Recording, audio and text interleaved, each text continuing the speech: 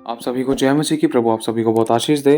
आज बहुत ज़रूरी गवाही आपको देना चाहता हूँ। ये मतलब बहुत जाने माने पास्टर की गवाही है। अगर आप जानोगे, शायद आपने नहीं सुनी हो, लेकिन आप सुनने की पूरी कोशिश करना, ताकि आप परमेश्वर के वचन की गंभीरता को जान पाओ और ये भी जान पाओ कि परमेश्वर का वचन सबके लिए एक सा है। चाहे वर्ल्ड का बेस्ट पास्टर हो, चाहे चर्च का कोई भी एक छोटा सा सेवक हो, परमेश्वर का वचन सबके लिए एक सा है। मेरे भाई और बहनों, ध्यान से सुनना। इन पास्टर के बारे में आप ज़रूर जानते होंगे, क्योंकि वर्ल्ड में इनका नाम बहुत चलता है। परमेश्वर के अनुग्रह से प्रभु ने इनको बहुत इस्तेमाल किया है।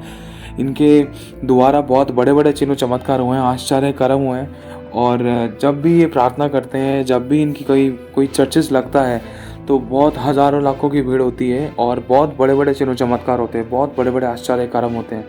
तो ध्यान से समझना, आज परमेश्वर हमसे किस बात की डिमांड करता है और परमेश्वर ने इनके साथ एक कैसा इंसिडेंस किया और इनके साथ हुआ क्या ऐसा। तो एक बार की बात है, 2015 में परमेश्वर के एक दास को मतलब बहुत खतरनाक हार्ट अटैक आया था।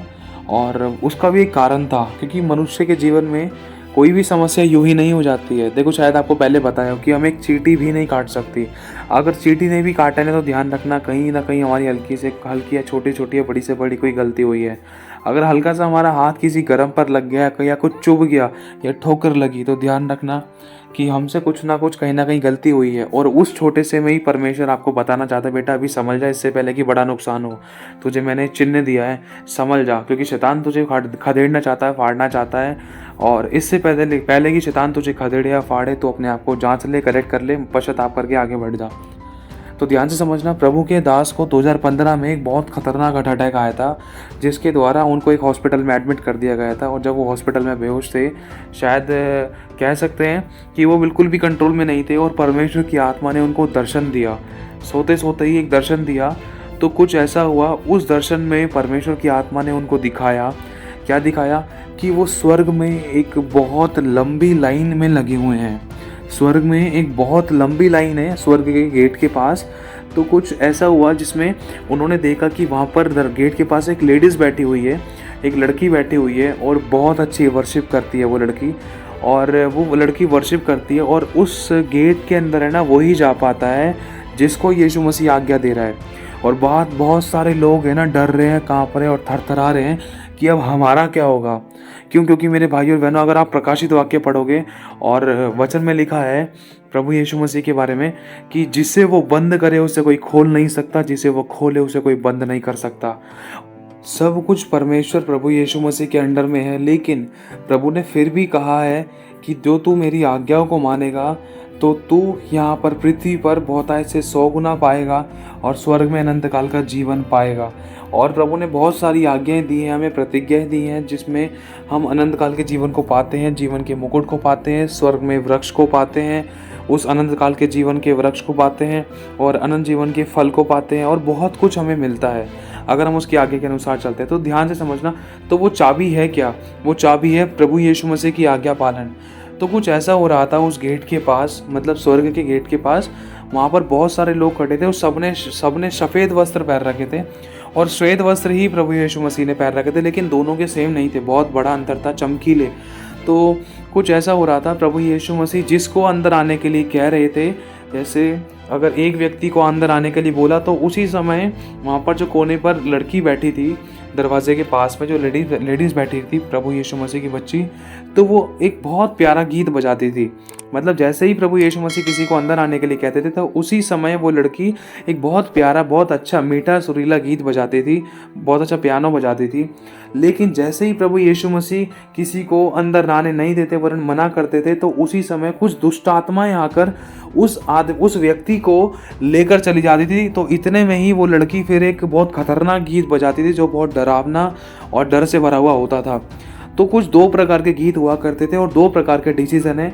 एक वो है जिन्होंने आज्ञा का पालन किया, वो स्वर्ग में जा रहे हैं, उनके लिए अच्छा गीत बजाया जा रहा है और उनको यीशु मसीह खुद अंदर भेज रहे हैं। और एक दूसरे वो हैं जिन्होंने आज्ञा का पालन अच्छे से नहीं किया और प्रभु में बने भी नहीं रहे। और जो प्रभु में बने भी नहीं रहे, तो वो लोग मतलब उन लोगों के लिए दूसरे प्रकार का गीत बज रहा था जो बहुत खतरनाक था और उन लोगों को दुष्ट आत्माएं लेकर जा रही थी।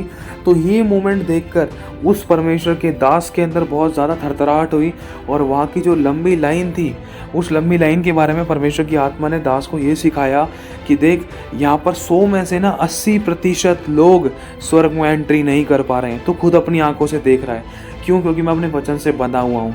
मेरे भाइयों और बहनों, ये सच्चाई है। खुदा का वचन सभी के लिए एक सा है, चाहे कोई अभिषिक्त हो, चाहे कोई दास हो, चाहे कलीसिया हो, चाहे कोई नया विश्वासी हो। ये सच्चाई है। क्योंकि अगर हम मत्ती 7:21 पढ़े तो लिखा है कि सारे हे प्रभु कहने वाले स्वर्ग के राज्य के वारिस नहीं होंगे, वरन वो ही जो मेरे पिता की इच्छा पर चलता है। तो इसी के रिगार्डिंग जब वो वहाँ पर परमेश्वर के दास ही सब कुछ होते हुए देख रहे थे तो उनके अंदर बहुत कपकपाहट, बहुत थरथराहट आ गई और बहुत डर कर काँपने लगे कि अरे, यहाँ पर तो 80% लोग भी अच्छे से नहीं जा पा रहे स्वर्ग के अंदर। यहाँ पर तो सिर्फ 20% लोग ही अंदर जा पा रहे हैं, वो भी बहुत गिने चुने हैं। और उन्हीं के लिए सिर्फ अच्छा संगीत बजाया गया है, जिनके लिए प्रभु ने अंदर आने के लिए आज्ञा दी है कि हाँ, तुम अंदर जा सकते हो। प्रभु की आत्मा ने उनको एक बात आंखों देखी, दिखाई और सिखाई कि जितने लोग उस लाइन में खड़े थे ना, उनमें से 20% लोगों के लिए ही स्वर्ग का दरवाज़ा खुला। बाकी 80% लोग नरक में गए, वरन दुष्ट आत्माएं लेकर गई थी। और नरक में जाने वाले ज़्यादातर मसीह थे और पास्टर्स थे। केवल 20% लोग ही स्वर्ग में गए। तो इन चीज़ों को देख कर है ना, वो परमेश्वर के दास मतलब बहुत हैरान होने लगे और बहुत हद से ज़्यादा काँपने लगे। और वो परमेश्वर के दास मतलब जब उनका नंबर आया, तो जैसे ही उनका नंबर आने के बाद है ना, परमेश्वर के दास को देखकर वहाँ पर एक लेडीज़ थी जिसके बारे में अभी बताया आपको, जो वहाँ पर संगीत बजाती थी। तो वो देखकर बहुत खुश हुई कि हाँ, क्योंकि उसको पता था कि ये तो परमेश्वर के बहुत मशहूर प्रचारक हैं। लेकिन जब यीशु मसीह ने उनको देखा ना, तो वो उनको पता चला कि यीशु उनसे खुश नहीं है। मतलब जब परमेश्वर के दास से प्रभु यीशु मसीह मिले, जब प्रभु यीशु मसीह के सामने जब वो परमेश्वर के दास आए, जब मतलब परमेश्वर के दास का नंबर आया, उनके न्याय की बात आई, तो उस समय प्रभु यीशु मसीह उनसे खुश नहीं थे और उनको पता चल गया कि यीशु मसीह बिल्कुल भी खुश नहीं है। तो उसके बाद उन परमेश्वर के दास ने ना उसी समय बहुत ज़्यादा डरने और थरथराने और काँपने लगे, सोचने लगे कि अब मेरा क्या होगा। और उनको अपनी आत्मा में ऐसा भी एहसास हो गया था क्लियर कि देख भाई, मैं तो अब तो स्वर्ग में मैं एंट्री नहीं कर सकता, स्वर्ग के दरवाजे में तो मैं घुस नहीं सकता। लेकिन जब यीशु मसीह ने ना अपना फैसला सुनाना शुरू किया, फैसला सुनाने ही पर थे, तो इतने में अचानक परमेश्वर ने आवाज़ आई। परमेश्वर ने कहा कि देख, इसको छोड़ दो और इससे कहो, देख, मैं तुझको ना एक दूसरा मौका देता हूँ, दूसरा अवसर देता हूँ। ध्यान रख मेरी बात का, आज मैं तुझे दूसरा अवसर देता हूँ। ऐसा क्यों हुआ? उनको परमेश्वर की आत्मा ने सब कुछ सिखाया कि वो स्वर्ग में एंट्री क्यों नहीं कर सकते हैं और परमेश्वर ने उनको दूसरा मौका क्यों दिया है। प्रभु ने उनको होने वाली बात को पहले से ही बता दिया था, बेटा अगर तू करेक्ट कर लेगा ना अपने आप को, तो इस स्वर्ग के अंदर तू एंट्री पा लेगा, क्योंकि मैं अपने वचन से बंधा हुआ हूँ। देख, मैं पापी से प्रेम करता हूँ लेकिन पाप से नफरत करता हूँ, और जो तूने किया है वो तू अपनी दृष्टि में जानता है, चाहे भले ही लोग नहीं जानते हैं, लेकिन तू अपनी आत्मा में जानता है। क्यों? क्योंकि मेरे भाई और बहनों, उस परमेश्वर के दास से ना 2010 में एक बहुत बड़ी ऐसी मिस्टेक हुई थी। मतलब उन्होंने इस गलती का पश्चाताप किया, संसार के आगे बताया और पूरी दिल खोलकर बताया कि हाँ, मैंने ये गलती करी है। आप पूरे संसार में से कोई भी मसीह भाई बहन किसी भी प्रकार की ऐसी या इससे भी कोई छोटी गलती ना करे जिसके द्वारा स्वर्ग जाना रुके। तो वो गलती ये थी कि 2010 में उनकी एक वाइफ है, उन्होंने अपनी वाइफ के साथ ना डिवोर्स किया था। मतलब उनकी वाइफ के साथ उनका तलाक हो गया था। तलाक होने के कारण है ना, अब वचन में लिखा है कि तू अपनी पत्नी को तलाक ना देना, स्त्री त्याग से यहोवा घृणा करता है। और दूसरी बात, वचन में यह भी लिखा है कि जिसे तू देखता है अगर तू उससे प्रेम नहीं रखता, तो जिसे तू नहीं देखता तो उससे कैसे प्रेम रखेगा। और तलाक का एक कारण बताया, अगर तू अपनी स्त्री को व्यभिचार के कारण छोड़ रहा है तो त्याग पत्र दे। लेकिन फिर भी अगर बिना मतलब में तलाक दे रहे हैं तो ये खुदा की ओर से नहीं है, ये सारी शैतान की चालें थी, क्योंकि शैतान जड़ पकड़ना चाहता था। तो कुछ शैतान ने काम करने की कोशिश करी थी। क्या? देखो, ध्यान से समझना, ही बहुत गहरी बात है। अगर हमारे मन के अंदर किसी भी व्यक्ति के लिए थोड़ी सी भी कड़वाहट है, थोड़ा सा भी कुछ विरोध है, क्योंकि अगर मत्ती का चैप्टर अगर हम पढ़े ना, शुरुआत के 5वां 6वां अध्याय, तो उसमें लिखा है क्रोध और हत्या लिखा है कि जब तू अपनी भेंट को मेरे पास लेकर आए, जब तू मुझसे प्रार्थना करे, या अपने तू दान दशवांश या उठाने की भेंट है जब तू मेरे पास लेकर आ रहा है, जब तू मुझसे प्रार्थना करने के लिए बैठ रहा है, तो जा पहले अपने भाई से जिसे तू देखता है तू उससे प्रेम नहीं करता ना, जा तू पहले उसके साथ मेल मिलाप कर, अपनी भेंट को यहीं पर छोड़ दे, वेदी पर छोड़ दे, फिर उसके बाद पहले झट से जा मेल मिलाप कर। यदि तेरे मन में तेरे भाई के प्रति या तेरी बहन के प्रति, हमारा भाई बहन कोई भी हो सकता है, कोई भी मनुष्य, चाहे पड़ोसी से, चाहे देश या विदेशी, कोई भी व्यक्ति है, चाहे हमारा शत्रु था, भाई भाई है, बहन बहन है, कोई भी व्यक्ति है, तो अगर तेरे मन में, तेरे भाई के मन में तेरे लिए, तेरे प्रति कुछ विरोध है, कुछ मतलब प्रभु यहाँ पर बहुत सारे विरोध के बारे में बात नहीं कर रहा है, प्रभु यहाँ पर कह रहा है कुछ विरोध है ना, तो जाकर झटपट पहले मेल मिलाप कर ले, मेल मिलाप कर ले, तब आकर तू अपनी भेंट चढ़ाना, तब मैं तेरी प्रार्थना को, तेरी भेंट को स्वीकार करूंगा। क्योंकि वचन में साफ लिखा है, अगर हम नया नियम पढ़ें, कि सब प्रकार के बलिदानों और भेंटों से बढ़कर है प्रेम करना, अपने समान अपने पड़ोसी से प्रेम करना। क्योंकि लिखा है जिसे तू देखता है, अगर तू उससे प्रेम नहीं रखता तो जिसे तू नहीं देखता तो उससे कैसे प्रेम रखेगा।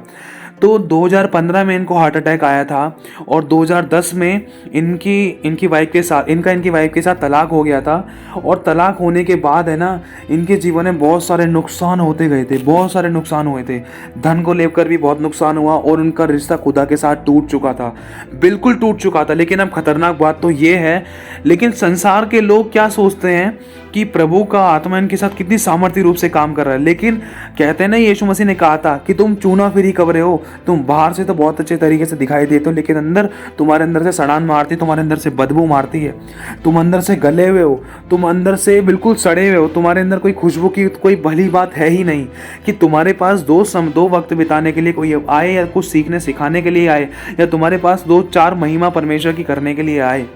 ये सच्चाई है मेरे भाई और बहनों। खुदावन साफ कहता है, हमने अपने आप को ऊपर से तो मांज लिया है, ऊपर से तो करेक्ट, ऊपर से तो साफ सुथरा बना लिया है, लेकिन अंदर से हमारा मैल धोया नहीं गया है।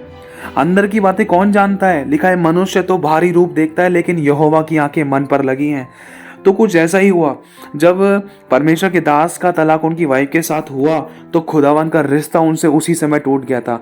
लगभग 2010 से लेकर 2015 तक परमेश्वर ने उनको सामर्थ्य रूप से इस्तेमाल किया, ध्यान से समझना। लेकिन लोगों को लगता था कि प्रभु आज भी उनके साथ है, भले ही उन परमेश्वर के दास को भी लग रहा हो कि परमेश्वर आज भी मेरे साथ है, अगर आज साथ में नहीं होता तो चमत्कार नहीं होते। ध्यान से समझना, अगर किसी भी व्यक्ति के साथ अगर प्रभु चमत्कार कर रहा है, छुटकारे कर रहा है, आशीषित कर रहा है किसी को, या किसी की प्रार्थना के द्वारा बड़े बड़े काम हो रहे हैं, मुर्दे जलाए जा रहे हैं, अंधे देख रहे, गूंगे बोल रहे, बहरे सुन रहे हैं, शक्तिहीन शरीर शक्तिशाली हो रहे हैं, अधूरे अंग पूरे हो रहे हैं, टेढ़े मेढ़े अंग सीधे हो रहे हैं, छोटे बड़े अंग नॉर्मल हो रहे हैं, किसी भी प्रकार के रोगी छुटकारा पा रहे हैं ना, तो ये मतलब स्वर्ग जाने का कोई ऐसा पक्का प्रमाण नहीं है।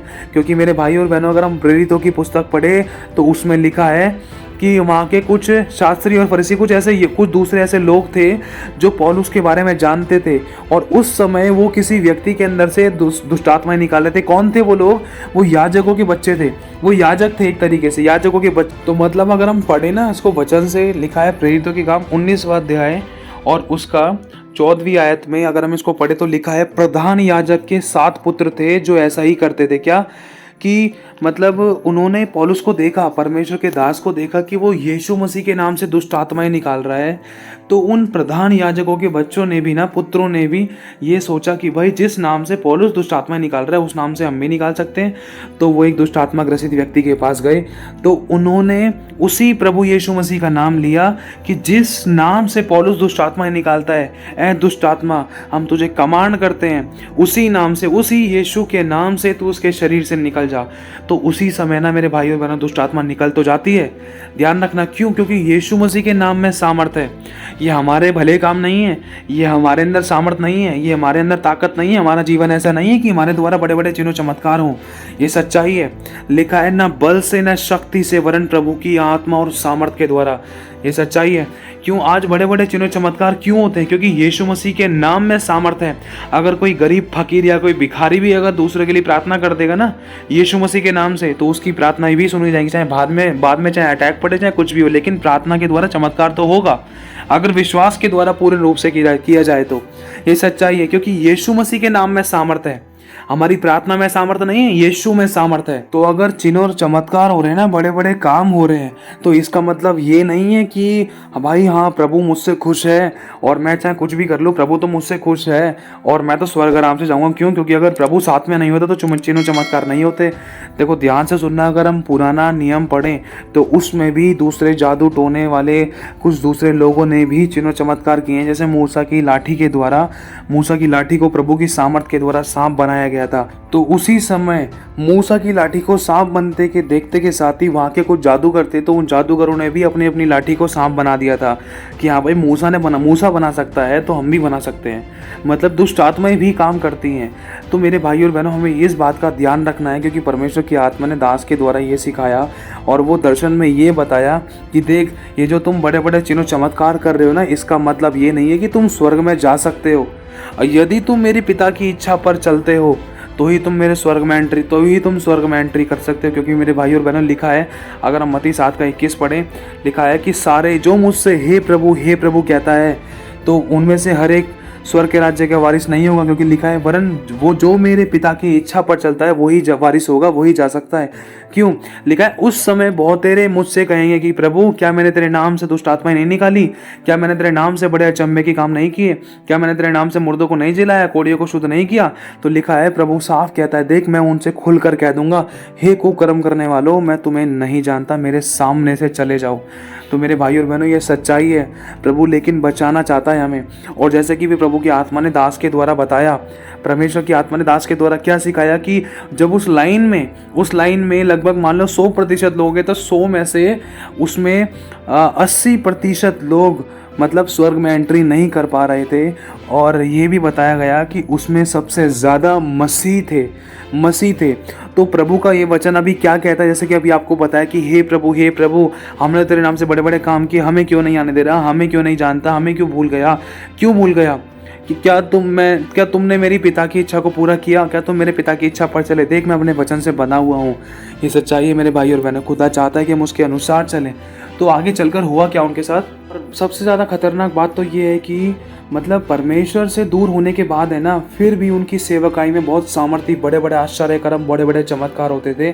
और यहाँ तक कि लोगों को शायद ऐसा महसूस होता होगा कि यार प्रभु के दास, कितने अच्छा रिश्ता है इनका पिता के साथ, यार कितना अच्छा रिश्ता है इनका प्रभु के साथ। इसीलिए हमें कभी किसी के दास के जैसा बनने की इच्छा नहीं रखनी कि प्रभु मुझे इस दास के जैसा बना दे, इस दासी के जैसा बना दे। ये परमेश्वर का दास बहुत सामर्थ्य है, बहुत आत्मा से भरा हुआ है, बहुत दर्शन और स्वप्न देखे, ये बड़े बड़े काम करता है, इसका प्रचार ऐसा है वैसा नहीं।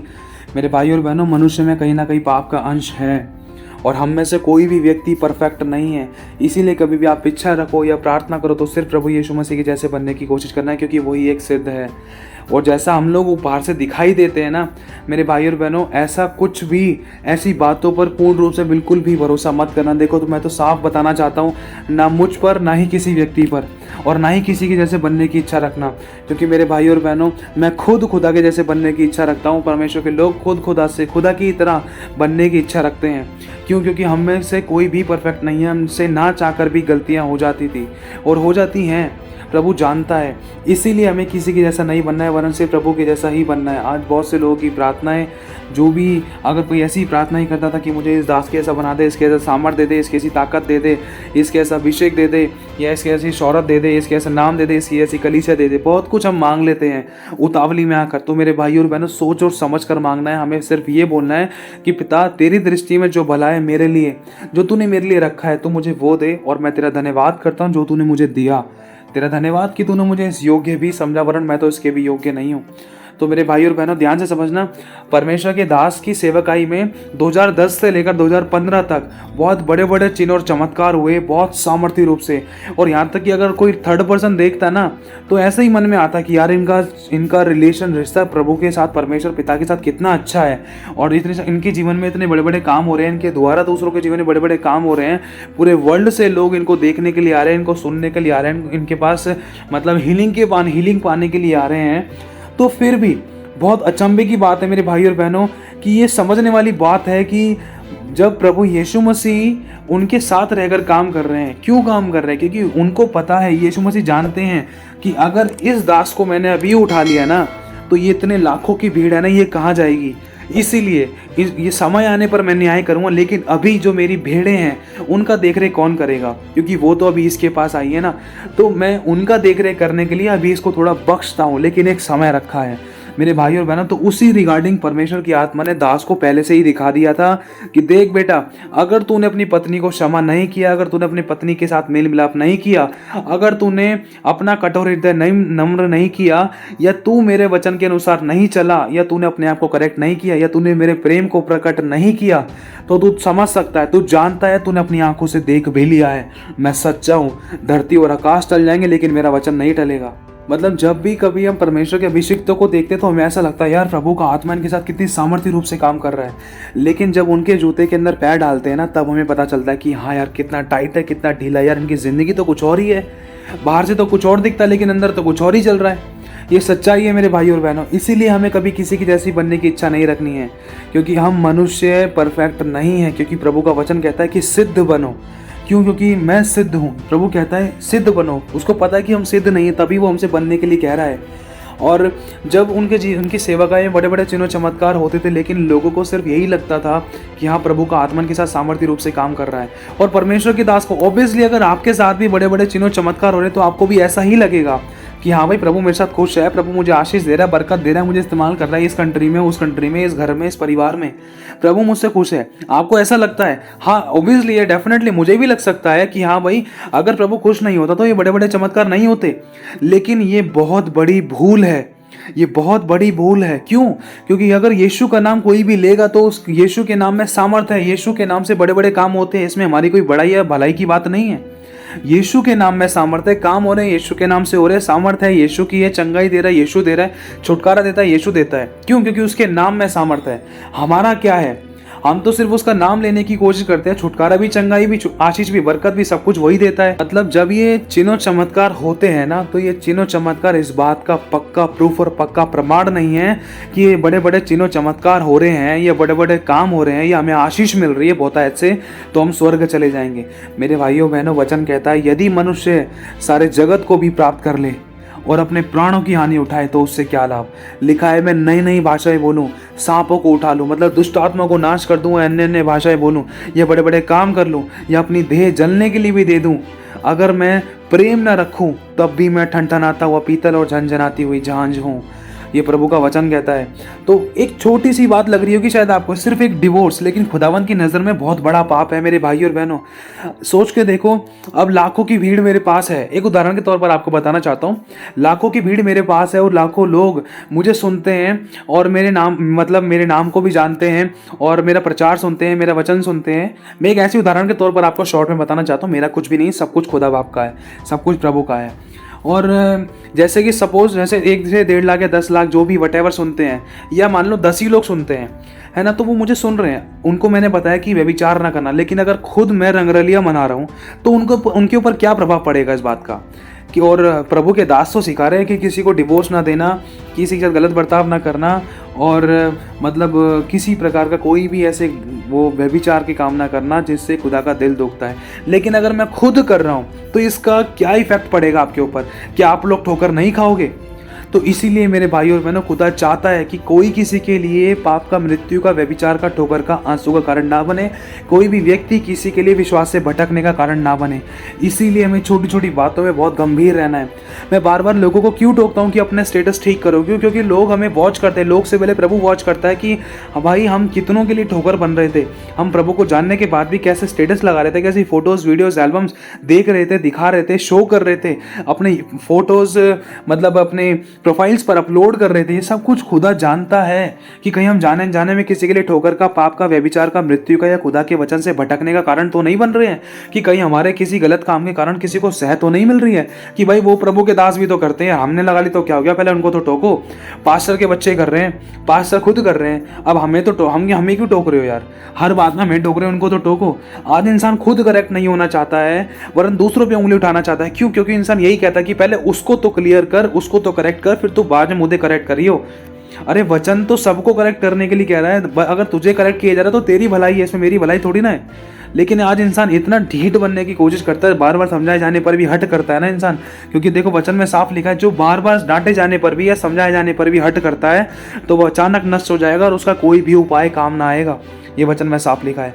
तो प्रभु की आत्मा ने जब इनको दर्शन दिया तो इनसे एक बात कही कि देख, मैं तुझे दूसरा अवसर देता हूँ। ये कौन से दास है? ये प्रभु के दास है जिनका नाम बैनीहीन है। प्रभु ने कहा, बैनी देख, मैं तुझे सेकंड चांस देता हूँ और देख, क्योंकि तूने मेरे अनुसार नहीं किया। और दूसरी बात, जैसे ही प्रभु ने उनसे कहा कि देख मैं तुझे सेकंड चांस देता हूँ, खुदा ने इनको दर्शन पूरा दिया और फिर उसके बाद इन्होंने अपनी इस गलती को करेक्ट किया और परमेश्वर की आत्मा ने इनके जीवन में काम करना शुरू किया। लेकिन ये बहुत ज़्यादा इस बात को लेकर डरे हुए थे कि प्रभु, बहुत ज़्यादा इनके मन में इन बातों को बिल्कुल परमेश्वर की आत्मा ने सिखाया और डराया भी और आत्मा से भरा भी और बहुत कुछ करेक्ट भी किया, वरन दूसरे लोगों तक भी ये वाली बातें पहुँचाई कि मेरे भाइयों, मेरे बहनों, परमेश्वर के अभिषिक्तों, कलीसिया के लोगों, अगर आपके जीवन में या आपके द्वारा दूसरों के जीवन में बड़े बड़े चिन्ह और चमत्कार हो रहे हैं तो इसका मतलब ये मत समझना कि यीशु मसीह हमसे खुश है।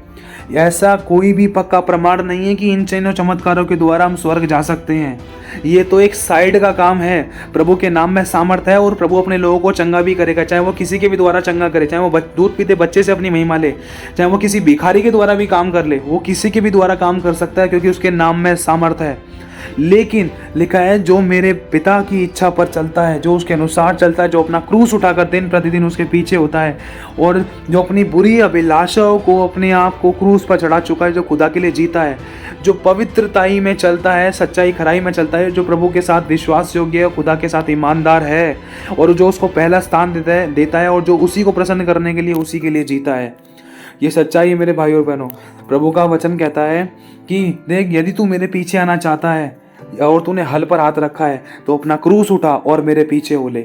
अगर आपको लग रहा है कि कोई आपको सता रहा है तो प्रभु यहाँ पर एक बात कहना चाहता है कि देख, इस छोटी सी गलती जो तुम्हें लग रहा है, चाहे आज इंसान हजारों डिवोर्स ले लेता है, छोटी छोटी बातों पर डिवोर्स ले लेता है, लेकिन खुदावन की नज़र में देखो कितनी बड़ी गलती थी। इस डिवोर्स के चक्कर में, प्रेम ना दिखाने के चक्कर में, माफ ना करने के चक्कर में, क्षमा ना करने के चक्कर में, मेल मिलाप ना करने के चक्कर में, शत्रु से प्रेम ना करने के चक्कर में ना स्वर्ग की डेस्टिनी इंसान की खो रही थी। ये सच्चाई है मेरे भाई और बहनों। क्यों? क्योंकि ये दर्शन सच्चा है, खुदा झूठा नहीं है और खुदा बताना चाहता है, ये आप लोगों को बचाना भी चाहता है। क्योंकि खुदा ने अपने बेटे को, किसको? परमेश्वर ने अपने अभिषिक्त को, पास्टर बैनीहीन जी को ये दर्शन स्वयं दिया है और इनको एक ज़िंदगी में मौका दिया है। अगर खुदा इनको उठाना चाहता ना तो हार्ट अटैक के समय ही उठा सकता था, लेकिन उन 5 साल के बीच में खुदा ने इनको बहुत लंबा मौका दिया था। लेकिन लगा कि हाँ भाई, गलती समझ नहीं आ रही है, समझ नहीं पा रहा है, कुछ ज़्यादा लंबा समय हो गया है। तो खुदा, अब देखो आप और मैं क्या करते हैं, अगर घी सीधी उंगली से नहीं निकलता तो टेढ़ी उंगली करनी पड़ती है ना, लेकिन हमारा परमेश्वर सीधा डब्बा गर्म करता है। इंसान सोचता है कि मैं ये तौर तरीके अपना लूँ, ऐसे कर लूँ, वैसे कर लूँ। प्रभु कहता कर, जितना तुझे करना है कर, लगा अपनी बुद्धि, अपना दिमाग। ध्यान रख, तेरी बुद्धि सीमित है और तेरे अंत को मैं आदि से जानता हूँ। ले कर तू, जब तू हार जाएगा ना, जब तू थक जाएगा, तब मैं तुझे बताऊंगा, तब मैं करूंगा। उससे पहले अगर तूने रिपेंट कर लिया तो तू बच जाएगा। लेकिन जिस दिन मेरा न्याय प्रकट हुआ तो सोच फिर क्या होगा। तो मेरे भाइयों और बहनों, मैं एक बार ध्यान से फिर से बताना चाहता हूँ, जब पास्टर परमेश्वर के दास पास्टर बैनीहीन जी के साथ है ना, जब बड़े बड़े चिन्ह चमत्कार होते थे ना, तो वहाँ के बहुत सारे लोग भी ये समझते थे, उनको ऐसा दिखाई देता था कि वो प्रभु के साथ साथ रोज चलते हैं और उनको कितना पसंद करते हैं। मतलब प्रभु बहुत प्यार करते हैं उनसे और लोग भी उनको बहुत पसंद करते थे। मतलब इसी पर मतलब उनका ध्यान रहता था, मतलब परमेश्वर के दास का ध्यान रहता था कि हाँ भाई, लोग मुझे समझते हैं कि हाँ भाई मैं प्रभु के साथ साथ चलता हूँ और लोग भी मुझे पसंद करते हैं और सब कुछ अच्छा चल रहा है, लोगों के जीवन में चिन्ह चमत्कार भी हो रहे हैं और प्रभु मुझे उठा रहा है, मुझे बढ़ा रहा है। देखो वचन में लिखा है मेरे भाइयों बहनों, परमेश्वर धर्मी और अधर्मी दोनों पर मेंह बरसाता है। तो वो दोनों से प्रेम रखता है, दोनों पर मेंह बरसाता है। लेकिन परमेश्वर ने जिनको अनुग्रह दिया है, जिन पर अनुग्रह किया है, जिनको विश्वास करने का अनुग्रह दिया है, तो उनका हिसाब किताब थोड़ा सा अलग है। क्योंकि ये सच्चाई है, खुदावंद ने हम सब मनुष्यों के लिए अपना खून बहाया है, ऐसे नहीं बहा दिया है। लिखा है कि जो प्रभु यीशु मसीह के नाम पर विश्वास करेगा वह नाश नहीं होगा परंतु अनंत जीवन पाएगा। लेकिन जिसने विश्वास नहीं करा वो पहले से ही दोषी ठहर चुका। प्रभु ने एक बात भी ठहराई है बीच में, और एक बात आपको बताना चाहता हूँ। अब सवाल ये है कि पास्टर बैनीहीन जी ने जैसे प्रभु के दास का, उनको स्वर्ग के दरवाजे में घुसना मुश्किल हो गया था ना, तो वो बहुत परेशान हो गए थे। और ये सच्चाई है मेरे भाई और बहनों। तो सोच कर देखो हमारा क्या होगा जो परमेश्वर के इतने बड़े अभिषिक्त है, जिनके मतलब कोट हिलाने से ही, हाथ फहराने से ही, सिर्फ बोलने से ही हजारों लोग यूं ही गिर रहे थे और लोग उनको पृथ्वी के कोने कोने से, छोर छोर से उनको देखने के लिए आ रहे थे। सोचो, जब उनको खुदावंद ने कह दिया कि Benny, I give you second chance, मैं तुझे दूसरा अवसर देता हूँ, ठीक है। और फिर सोच कर देखो मेरे भाई और बहनों, उस परमेश्वर के दास तक को खुदावंद ने अंदर नहीं जाने दिया था, तो हम कहाँ पर स्टैंड करते हैं? हम तो एक छोटी सी सेवा करने की भी कोशिश भी अच्छे से नहीं कर पाते। सोचो, वो कितने बड़े मुकाम पर, उनको कोने कोने का बच्चा बच्चा जानता है, हर एक विश्वासी जानता है कि पास्टर बैनी हिन जी कौन है, पास्टर बैनी हिन कौन है। लोग यही बोलेंगे उनकी गवाही को लेकर कि वो जब कोट हिलाते हैं ना, तो लोग हजारों की भीड़ में यूं ही गिरते हैं, उनमें से सामर्थ बहती है, उनके अंदर से सामर्थ निकलती है और लोग चंगाई, छुटकारा, आशीष और बरकत पाते हैं। अंधे देखते हैं, गूंगे बोलते, बहरे सुनते हैं, बड़े बड़े चिन्ह और चमत्कार होते हैं, प्रभु का आत्मा उनके साथ रहता है। किसी से भी पूछ लो तो इंसान यही बताएगा। क्यों? क्योंकि खुदावंद ने उनको बहुत ऐसे ऊंचा उठाया है और बहुत ऐसे उनको सब प्रकार की आशीषें भी दी हैं और सामर्थ से नवाजा भी है। लेकिन मेरे भाई और बहनों, सबसे बड़ी बात, जैसे कि अभी आपको बताया, कि सवाल ये है कि जब पास्टर बैनी हिन जी परमेश्वर के दास होने के बाद भी उस स्वर्ग के दरवाजे में घुसना उनका मुश्किल हो गया था, वो नहीं घुस पाए थे, खुदावंद ने मतलब उनको एक दूसरा मौका दिया। तो सोचो हम कहाँ पर स्टैंड करते हैं जब हम उस दरवाजे पर पहुंचेंगे। अगर हम सोचें कि अगर हम अच्छा चर्च चला रहे हैं, या अच्छा प्रचार कर रहे हैं, अच्छी आराधना प्रार्थना कर रहे हैं, अच्छा दान दशमांश दे रहे हैं, या अच्छी उठाने की भेंटें दे रहे हैं, या अच्छी सेवा कर रहे हैं, तो मेरे भाई और बहनों, या चाहे खूब चमत्कार हो रहे हैं, तो इसलिए अगर हम सोच लें कि अगर इन कारणों के कारण अगर स्वर्ग चले जाएंगे ना, तो इन सब कामों के आधार पर है ना, स्वर्ग में परमेश्वर नहीं लेता है। स्वर्ग में इन सब कामों के आधार पर एंट्री नहीं है। स्वर्ग में इन बात के आधार पर एंट्री है कि तूने क्या सारे मन, सारे बुद्धि, सारे प्राण, सारे तन मन धन से क्या तूने मुझसे प्रेम किया? क्या उसी समान, क्या मेरे समान तूने अपने पड़ोसी से प्रेम रखा? क्या तूने अपने समान अपने पड़ोसी से प्रेम रखा? कहीं तूने बैर तो नहीं किया? चाहे तू बड़े बड़े प्रचार कर रहा है, लेकिन अगर तू अपने भाई के साथ बैर कर रहा है, अपने भाई को सता रहा है, अपनी माँ की आंखों में आंसू लेकर आ रहा है, या अपने बाप के साथ गलत बर्ताव कर रहा है, या अपने अगुओं की अधीनता में नहीं चल रहा है, अगुओं के विरुद्ध में, अगुओं की कलीसियाओं को तोड़ रहा है, या किसी भी प्रकार से, या तू अपनी बहन के साथ गलत बर्ताव कर रहा है, या तू अपने शत्रुओं को माफ नहीं कर रहा है, परमेश्वर का वचन कहता है कि अपने समान अपने पड़ोसी से प्रेम कर। तो अब सोच कर देखो कि हम कितना किससे प्रेम कर रहे हैं। अगर हमारे मन में किसी के लिए किसी भी प्रकार से कोई भी किसी के भी प्रति कोई कड़वाहट है, तो प्रेम नहीं है। क्योंकि प्रेम धीरजवंत है, प्रेम कृपालु है, प्रेम ढान नहीं करता, प्रेम अपनी बड़ाई नहीं चाहता, प्रेम सब बातें सह लेता है, प्रेम सब बातों की प्रतीति करता है, प्रेम क्षमा करता है, दया करता है, अनुग्रह करता है, प्रेम परमेश्वर में आनंदित रहता है। जिसके अंदर प्रेम है ना, वो धीरज है, उसके अंदर धीरज है और उसके अंदर कृपा है, उसमें भलाई है, सदा भलाई करेगा, चाहे कोई कितना भी बुरा कर दे तब भी मुंह से भलाई ही निकलेगी। प्रेम, आनंद, शांति, धीरज, कृपा, भलाई, विश्वास, एक प्रभु में विश्वास है कि हाँ प्रभु, मुझे विश्वास है कि तूने मेरा रोना देखा है, मेरा सहना देखा है, हाँ मैं तेरी दृष्टि में भला और सही बनने पाऊँ। विश्वास और नम्रता, चाहे कोई कितना भी हमारे साथ कठोर बर्ताव या कठोर व्यवहार कर रहा था, हम सही होने के बाद भी अगर कोई हमें गलत ठहरा रहा था, तो हम कितने नम्र हैं। नम्र मतलब अपने आप को जीरो कर लेना, अपने जीवन से दूसरे को ऊंचा उठा देना।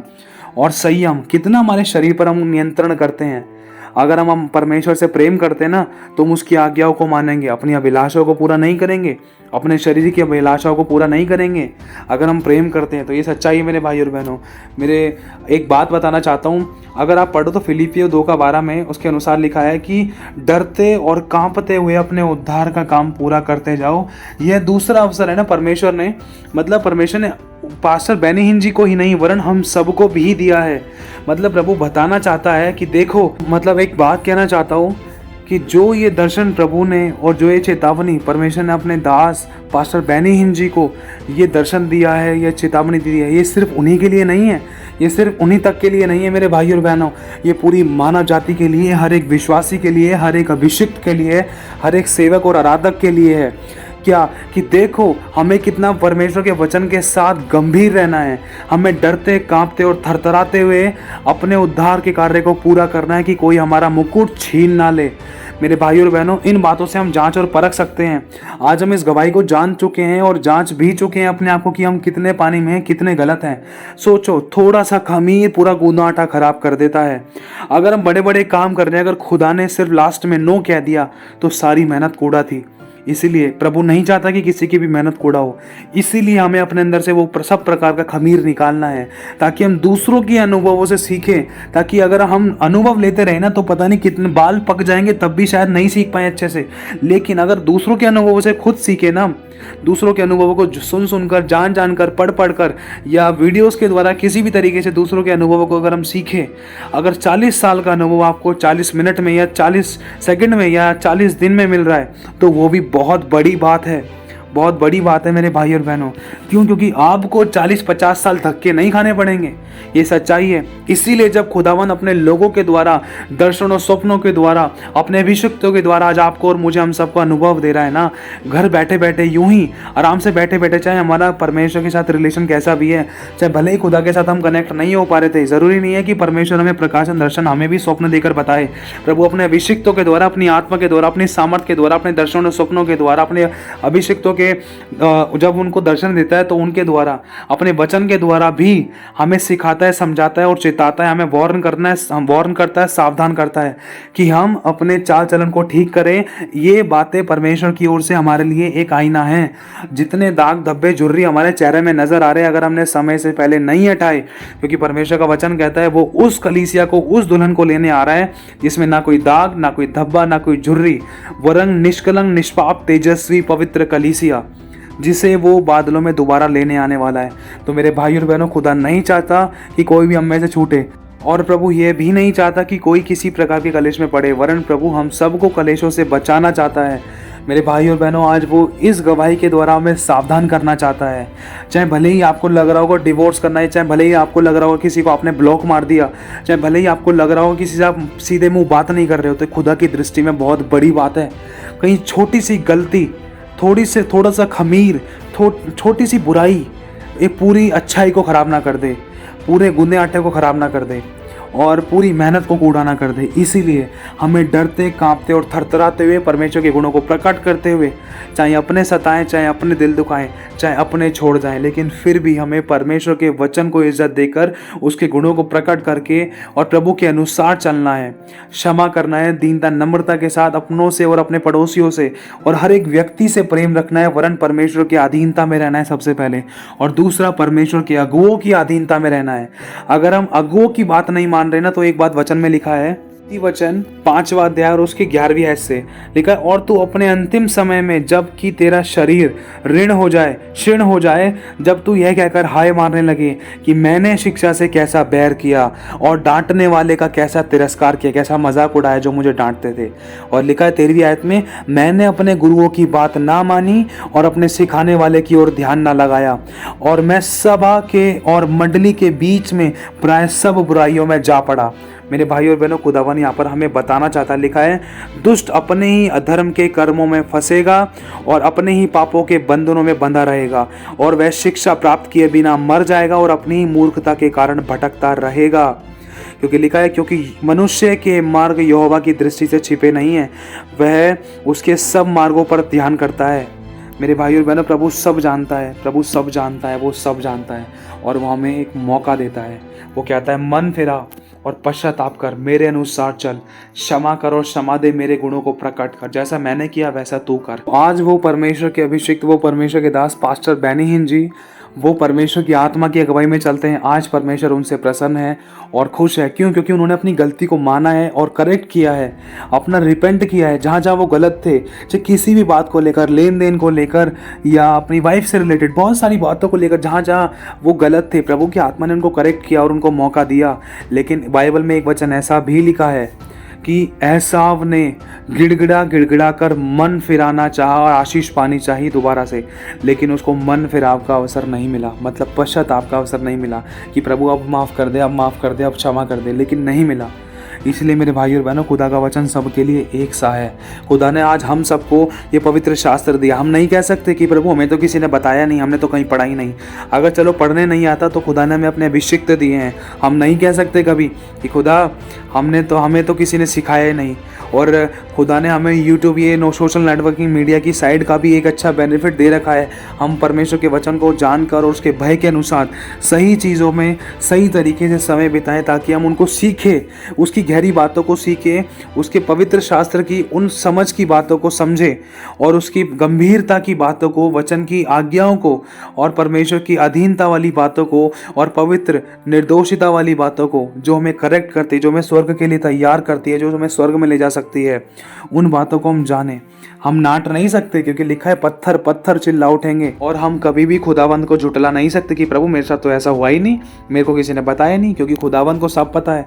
सीसीटीवी में शायद, दुनिया की सीसीटीवी में शायद चाहे भले ही रिकॉर्डिंग डिलीट हो जाए या रिकॉर्ड ना कर पाए या हम रिकॉर्डिंग को चकमा दे दें, लेकिन जब खुदा अपनी आंखों से देख रहा है तो उसको कौन कह सकता है कुछ कि तूने तो मेरे साथ किया ही नहीं।